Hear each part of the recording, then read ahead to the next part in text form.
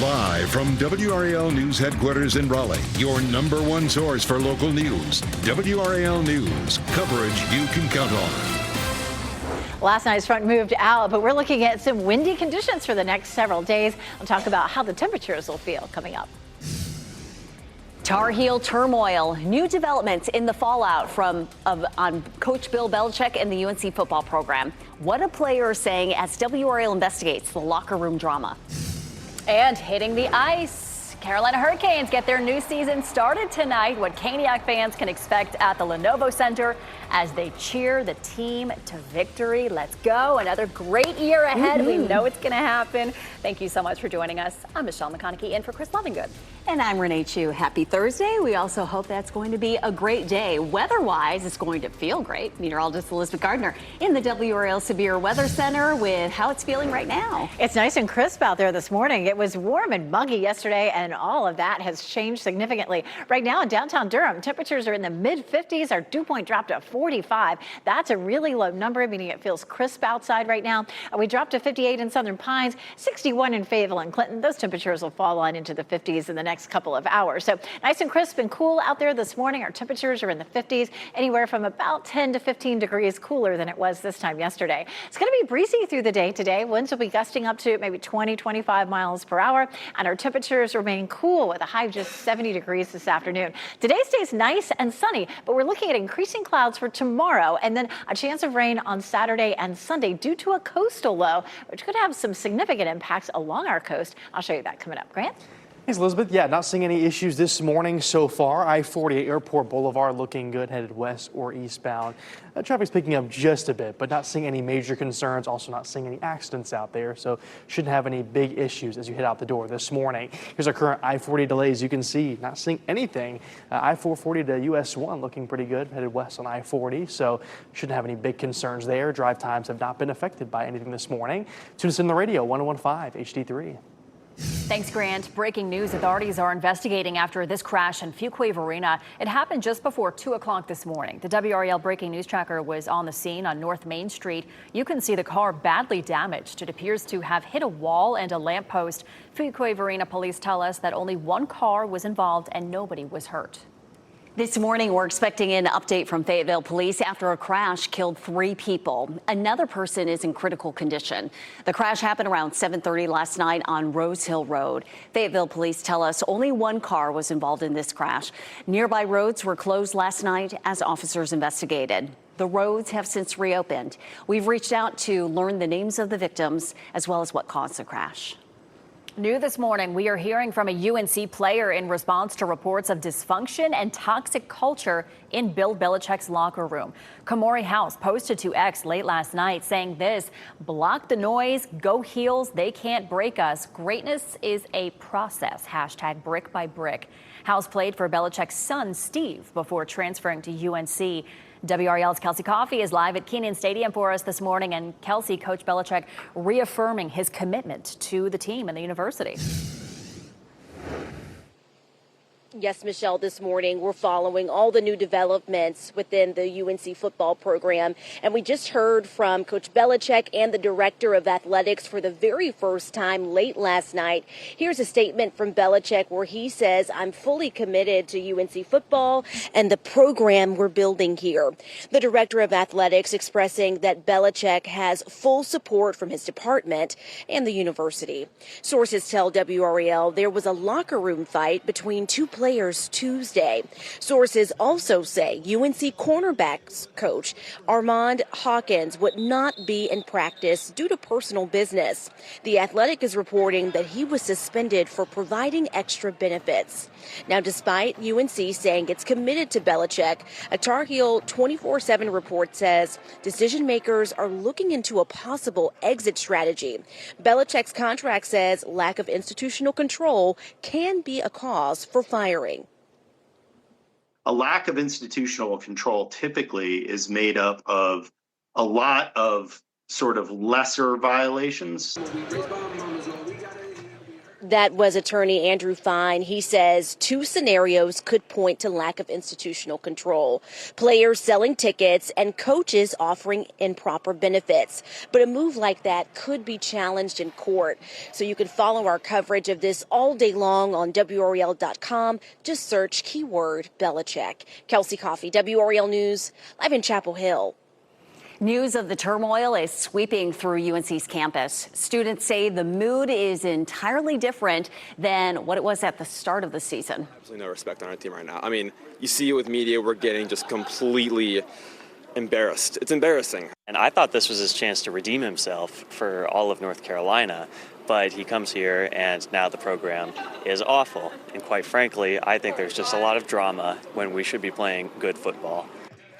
Now, some students aren't ready to hit the panic button just yet. They said give Belichick a year or so before scrutinizing his work. And Pat Welter's first story broke Monday at 6 p.m. and spread from our TV news to the web and social media. You can watch that story and each development on the WRAL YouTube page.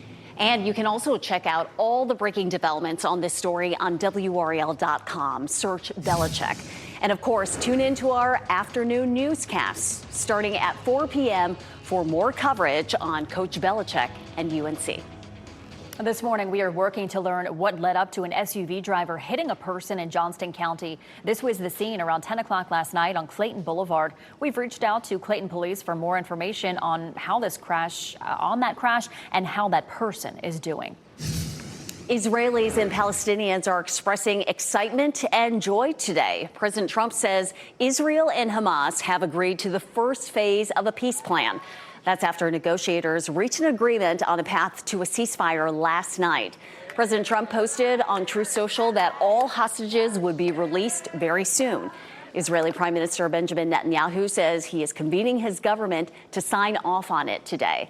Israel is expected to withdraw their troops to an agreed upon line. Trump emphasized that all parties in the agreement would be treated fairly. And Renee, in that same vein here in the WRAL Live Center, we're keeping an eye on live pictures coming in from the area of Tel Aviv, the border between Gaza and Israel as well. These are live pictures right now. It's a little after 1 o'clock in the afternoon in this region. People have been gathering all night long and into today in anticipation of that peace agreement. And just as important, the release of those remaining hostages. We're going to be monitoring these live pictures throughout the day for any new developments. We're also going to be monitoring the so-called hostage square there in Tel Aviv. That's where people have been gathering and celebrating. You just saw a video of that a little while ago. Any new developments, we'll bring them to you here in the WRAL Live Center. All right, thank you, Ken. 2 state troopers are in the hospital after a chase and a shootout in Pennsylvania. The shooting happened last night. Pennsylvania State Police say the officers arrived at a Dick's Sporting Goods for a theft call. 3 people took off, sparking a chase on the interstate. Other troopers used spike strips to stop the car. A man started firing at the officers, hitting 2 of them. Other troopers fired back, killing the man. 2 women inside the car were arrested. PSP says 1 trooper is listed in critical condition, the other in serious condition. A Durham family is looking for answers after finding this mess. More than 20 pieces of opened and undelivered mail thrown into a ditch behind their mailbox. The mail found includes letters, a $17,000 church donation, medical documents, pay stubs, and more. Marcus Turner says his discovery led him to track his own mail. He found out the envelope with his mortgage payment never made it to its destination. Sending out the check for our first mortgage payment, I don't know, 4 or 5 days ago. It got cashed a couple days ago, so I figured everything was okay. And then this morning, I got a call from the bank saying they hadn't received the check. So who was the one who cashed it? Sheriff's deputies went to the family's home and took some of the mail found in the ditch while the family filed a police report. We've reached out to the Durham County Sheriff's Office to ask about the status of the investigation. We have yet to hear back. Meanwhile, Turner says he will be playing it safe with what he puts in the mail.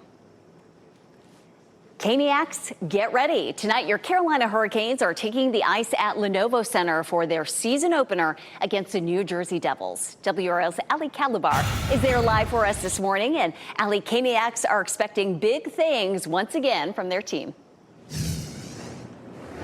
Big things on the ice, but also big things happening on the concourse as well. Less than 24 hours ago, the Canes announced that the Lenovo Center, it's serving up some new foods, including this Willie's Hot Chicken. It's even Canes themed. There's also Sup Dogs that's new this year too, but in the bowl, there's also some new upgrades as well. The Lenovo Center is inching closer to completing its first phase of its $300 million renovation. This fall, they're expected to debut the upgraded view bar and updated concourse on the 3rd level. The upgrades aren't ready yet, but fans are still expected to turn out. They've sold out 117 consecutive games, and tonight is expected to be number 118. Puck drops at 7:30 right here at the Lenovo Center. They're playing the New Jersey Devils. The uniform color that they're going to be wearing is black, so make sure you wear your black jerseys tonight. In the next half hour, we're going to be talking about what we can expect from the pros on the ice. Reporting live in Raleigh, Ali Kadlabar, WRAL News. And WRAL will have complete coverage from the tailgate before puck drop with meteorologist Kat Campbell to the game on the ice with Carly Haynes and Chris Lee. Coming up, Harris Lake lawsuit. The family of a 10-year-old girl killed in a boating crash on the water files a wrongful death lawsuit. Just how intoxicated the suit claims the boat's driver was at the time. Postpartum protection. Technology is helping to save new moms at WakeMed. The color coding system helping to spot potentially deadly birth outcomes before they happen. And yesterday's front has moved through and the cooler air has arrived. Kids at the bus stop may want their jacket with temperatures in the 50s. And then it's cool even this afternoon and breezy. Looking ahead to the weekend, we have a chance of some showers. We'll talk more about that coming up.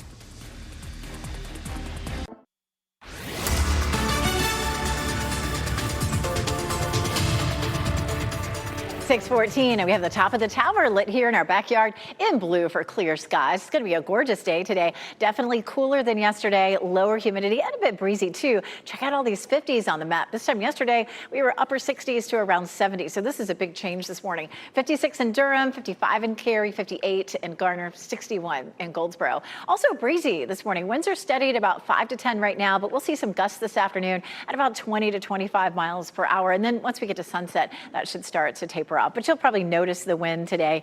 If you're headed out for a morning run or just to walk the dog, it feels great out there. Cooler with temperatures in the mid 50s. We've seen a big drop in our humidity. Today's going to be gorgeous, but starting tomorrow, the clouds begin to thicken up. We'll talk about our rain chances for the weekend coming up. Grant? Yeah, just past 10 minutes, got a new report of an accident. This is at Capitol Boulevard and Atlantic Avenue. So if you're in that general area, headed north or southbound towards maybe Wake Forest Road or maybe heading into downtown, you could see some delays there this morning. I want to zoom in and show you this accident and also what delays we're seeing in our traffic map here. So if you're headed, again, into Raleigh, headed westbound here, or southbound really, into from Capitol Boulevard into downtown, seeing some areas of orange and red here, indicating some delays there. So again, just watch for that if you're heading into town this morning. Northbound, not seeing any delays, so shouldn't have any big issues there if you're headed towards Wake Forest. But again, might see some minor delays there this morning. Tune us in the radio, 101.5 HD3. Grant, thank you. The family of 10-year-old Brooklyn Carroll has filed a wrongful death suit. Brooklyn was killed in a boat crash on Harris Lake in August. Her family and Jennifer Staley, who was injured, filed separate suits. Both named the 6 passengers on the boat, Anne Marie Flanagan and the driver, Quentin Kite. Police say Kite was driving the boat when he hit a group of swimmers, including Brooklyn and Staley. Investigators found 39 empty beer cans on the boat and about 50 in the water. The lawsuit claims Kite's blood alcohol level was more than twice the legal limit. It also says he told everyone on the boat to throw everything overboard. Flanagan and Kite are charged with second-degree murder. Postpartum hemorrhage is one of the most serious risks after giving birth, and now a simple tool is helping WakeMed doctors spot warning signs sooner. When patients first arrive, nurses fill out a questionnaire based on their medical history. Patients then have a color code displayed on their chart, categorizing them as either low, medium, or high risk. Data shows that hemorrhage rates at WakeMed have dropped from about 10% of births in 2021 to 7% last year. But Dr. Jenna Beckham says the effort is far from over. are a lot of racial disparities, and a lot of our maternal morbidity sort of outcomes, and postpartum hemorrhage is certainly one of those. And utilizing things like this, where it is an objective risk screening tool, hopefully can mitigate any of those sort of underlying biases. And Beckham says increasing hospital closures, especially in rural areas, are making matters worse by creating maternity care deserts. It's a growing issue WRAL has been covering. You can find more of these stories on our website under the Health tab. Wake County Public Health will hold a flu vaccine clinic today. The walk-in clinic will be at the Public Health Center every Thursday from 1 to 6, and the clinics will run through November 20th. Clinics are open to everyone. You do not need an appointment. All right, I am here in the WRAL Severe Weather Center with Elizabeth with a tropical update. We're talking about Tropical Storm Jerry. Yes, and it could become a hurricane by the weekend, but it's still not likely to have a big impact on land, certainly not the United States. It is slowly strengthening, winds at about 65 miles per hour, so it's getting closer to hurricane strength. Minimal impact to land, but if there's going to be any impact, it's likely to be the northern Leeward Islands or Bermuda. It's about 400 miles from the Leeward Islands right now. It will continue to move north-northwest and sort of skirt by them. It's moving northwest at 20 right now. And again, those winds at 65 miles per hour, likely to become a hurricane as it makes that northerly turn. That could happen late tomorrow night or Saturday. And then it makes a sharp right turn as it moves past Bermuda. And it may have some minor impacts there. We're going to see a low developing along yesterday's front. That's the front that moved offshore last night. Already seeing some showers and thunderstorms along with that front. But the low will develop a little farther southward on the front. And that's going to bring us some significant impacts to the Outer Banks over the weekend. It's not a tropical system. It's not going to get a name. It's more of a nor'easter. That just means it has a cold core and it doesn't have a closed circulation.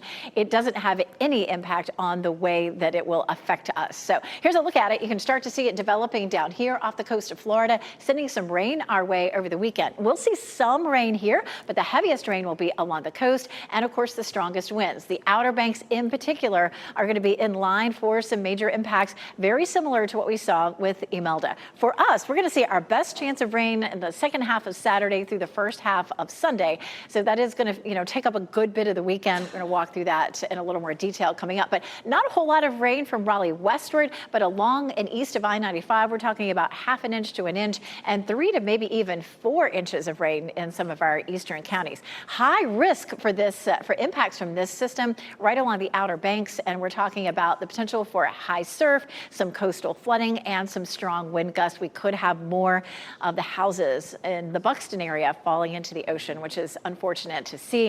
In the meantime, we have a beautiful day in our forecast today, a little breezy, a high of 70 with some sunshine. Grant?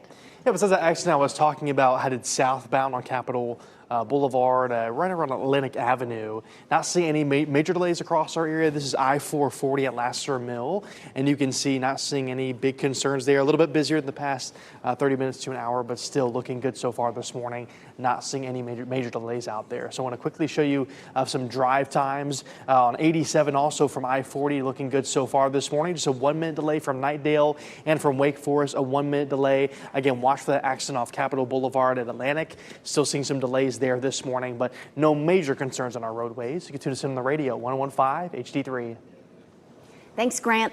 Still to come, flooding 911, illegal use of e-bikes, keeping police and fire departments busy responding to calls. The warning from several local departments. And savings in the kitchen. It's often the busiest room in the house and one of the most expensive. 5 on your side shares the small changes that you can make in the kitchen to save big.